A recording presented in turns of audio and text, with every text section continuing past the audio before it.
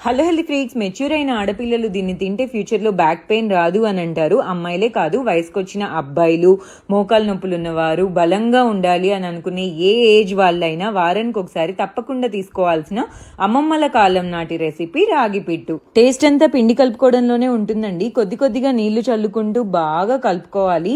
ఇలా ముద్ద చేస్తే ముద్దవ్వాలి, బ్రేక్ చేస్తే విడిపోవాలి. అలా పిండిని రెడీ చేసుకున్న తర్వాత ఒక గిన్నె తీసుకొని సగం వరకు నీళ్లు పోసి దాని మీద ఒక కాటన్ క్లాత్ ని తడిపి వేసుకోవాలి. దాన్ని ఒక తాడుతోటి టైట్ గా కట్టేసేసి రెడీ చేసుకున్న రాగి పిండిని దాని మీద అరేంజ్ చేసుకోవాలి. అరేంజ్ చేసుకున్న తర్వాత ఒక స్పూన్ తీసుకొని అక్కడక్కడ హోల్స్ పెట్టుకోవాలి. దానివల్ల పిండి మొత్తం సమానంగా ఉడుకుతుంది.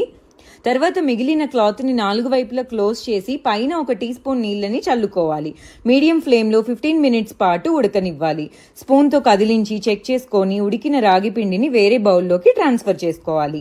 1/2 కప్పు బెల్లము, 1/2 కప్పు కొబ్బరి, 1 టీ స్పూన్ యాలక్కుల పొడి, 1 టీ స్పూన్ నెయ్యి, వీటన్నిటిని వేసి బాగా కలిపి ముద్దలు చేసుకొని వారానికి ఒకసారి తింటే పిల్లలకి చాలా బలం అండి. ఇంకా ఏమైనా డౌట్స్ ఉంటే కామెంట్ సెక్షన్లో మెసేజ్ చేసేసేయండి.